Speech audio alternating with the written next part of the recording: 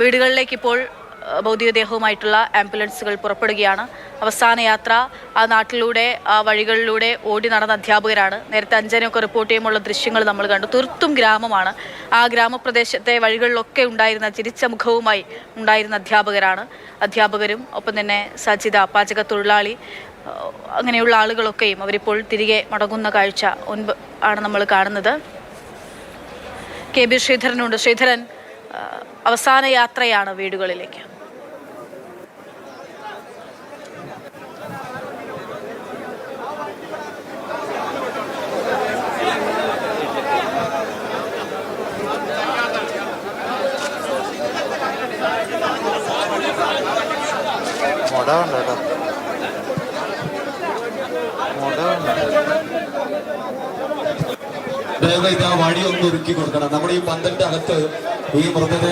ഇതാ അവര് അവസാന യാത്ര ഇവിടെ നിന്ന് തുടങ്ങിയിരിക്കുകയാണ്. ഓരോരുത്തരുടെയായി മൃതദേഹങ്ങൾ ഇപ്പോൾ ആംബുലൻസിലേക്ക് മാറ്റുന്നു.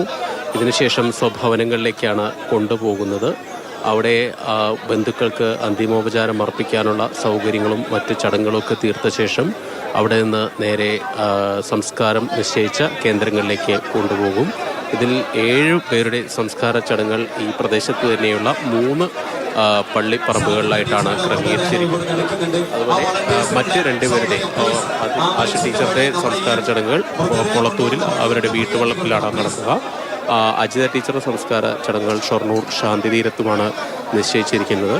ഏതായാലും പ്രതീക്ഷിച്ചതിലും അല്ലെങ്കിൽ മുൻകൂട്ടി നിശ്ചയിച്ചതിലും അപ്പുറത്തുള്ള തിരക്ക് ഇവിടേക്ക് ഉണ്ടായി. അതുകൊണ്ട് തന്നെ പൊതുദർശനം അല്പസമയം നീണ്ടുപോയിട്ടുണ്ട്. അതിൻ്റെ ഒരു വൈകൽ സ്വാഭാവികമായിട്ടും മറ്റ് സംസ്കാര ചടങ്ങുകളിലും ഉണ്ടാകും. ഏതായാലും പരമാവധി വേഗത്തിൽ മൃതദേഹങ്ങൾ ഇവിടെ നിന്ന് വീടുകളിലേക്ക് എത്തിക്കാനുള്ള ശ്രമങ്ങൾ തന്നെയാണ് ഇപ്പോൾ നടന്നുകൊണ്ട് ഇരിക്കുന്നത്. ഓരോരോ ആംബുലൻസുകളായി ഇപ്പോൾ ഈ സ്കൂളിൽ നിന്ന് പുറത്തേക്ക് പോയിക്കൊണ്ട് ഇരിക്കുകയാണ്. നിരവധി ആളുകളാണ് അന്തിമോപചാരം അർപ്പിക്കുന്നതിന് വേണ്ടി ഈ സ്കൂളിലേക്ക് എത്തിച്ചേർന്നത്. ടീച്ചർമാർ പഠിപ്പിച്ച വിദ്യാർത്ഥികൾ, അത് കൊച്ചുകുട്ടികളാണ്. LP സ്കൂൾ അധ്യാപകരാണ് മരിച്ചവരിൽ കൂടുതലും. കൊച്ചുകുട്ടികളാണ് അവരുടെ ടീച്ചറെ അവസാനമായി കാണുന്നതിന്, അധ്യാപകരെ അവസാനമായി കാണുന്നതിന് വേണ്ടി ഇവിടേക്ക് എത്തിയത്. സ്വാഭാവികമായിട്ട് കുട്ടികളെ സംബന്ധിച്ച് ഈ പ്രായത്തിൽ അധ്യാപകർ എന്നുള്ളത് വളരെ അധികം സ്വാധീനം ചെലുത്തുന്ന ആളുകളായിരിക്കും അവരുടെ ബാല്യകാലത്ത്. അങ്ങനെ സ്വാധീനം ചെലുത്തിയ, അവരോടൊപ്പം അവരെ പഠിപ്പിച്ച, അവരെ തിരുത്തിയ, അവരോടൊപ്പം കളിച്ച അധ്യാപകരാണ് ഇപ്പോൾ ചേതനയേറ്റ് അവരുടെ മുൻപിൽ ഇങ്ങനെ കിടക്കുന്നത്. ഏതായാലും ഉള്ളുലയ്ക്കുന്ന കാഴ്ചകൾ തന്നെയാണ് ഈ സ്കൂൾ പരിസരത്ത് നിന്ന് കാണാൻ സാധിച്ചത്.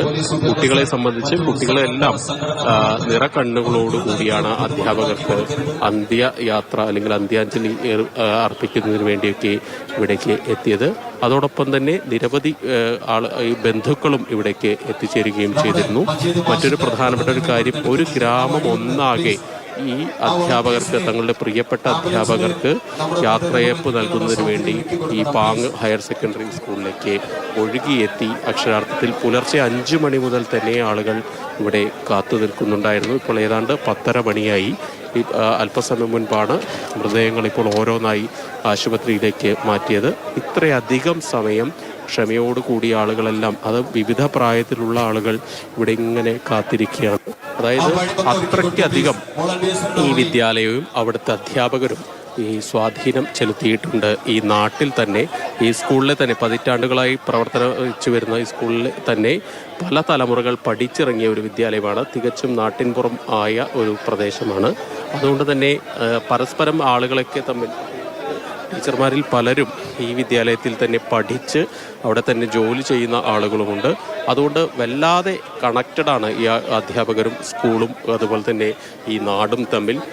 അതിൻ്റെ ആ ഒരു അടുപ്പം തന്നെയാണ് ഇപ്പോൾ ഈ അന്ത്യയാത്രയിലും കാണാൻ സാധിക്കുന്നത്. നിരവധി ആളുകൾ ഇങ്ങോട്ട് ഒഴുകിയെത്തുന്നു. നേരത്തെ ഒരാൾ പറഞ്ഞപ്പോൾ തന്നെ ഈ പാങ് നാട് മുഴുവൻ ഈ സ്കൂളിലേക്ക് എത്തുന്നു എന്നുള്ളതാണ് അക്ഷരാർത്ഥത്തിൽ പറഞ്ഞാൽ അതൊട്ടും തെറ്റാവില്ല. അതായത് അത്രയധികം ആളുകൾ ഇവിടേക്ക് എത്തിയിരുന്നു, അന്ത്യാഞ്ജലി അർപ്പിക്കാൻ എത്തിയിരുന്നു. പലർക്കും അതിന് സാധിക്കാതെ ഇവിടെ നിന്ന് മടങ്ങേണ്ട ഒരു സ്ഥിതി കൂടി ഉണ്ടായി. അതായത് അത്രയധികം തിരക്കുകൊണ്ട് തന്നെ, സമയം അധികം വൈകാൻ സാധിക്കാത്തത് കൊണ്ട് തന്നെ പൊതുദർശനം മുഴുവനാക്കാതെ പെട്ടെന്ന് തന്നെ ഈ ഭൗതിക ശരീരങ്ങൾ ആംബുലൻസിലേക്ക് മാറ്റി കൊണ്ടുപോവുകയാണ്. ഏതായാലും ഇനി സംസ്കാര ചടങ്ങുകളാണ്. ഇതിൽ ഈ പ്രദേശത്ത് തന്നെയുള്ള പാങ്ങിൽ തന്നെയുള്ള 2-3 ജുമാ മസ്ജിദുകളിലാണ് ഈ സംസ്കാര ചടങ്ങുകൾ നടക്കുക. അതോടൊപ്പം തന്നെ നേരത്തെ സൂചിപ്പിച്ച പോലെ തന്നെ അജിത ടീച്ചറുടെയും ആശ ടീച്ചറുടെയും ഈ ഭൗതിക ശരീരങ്ങൾ അവരുടെ വീടുകളിലേക്ക് കൊണ്ടുപോയിട്ടുണ്ട്.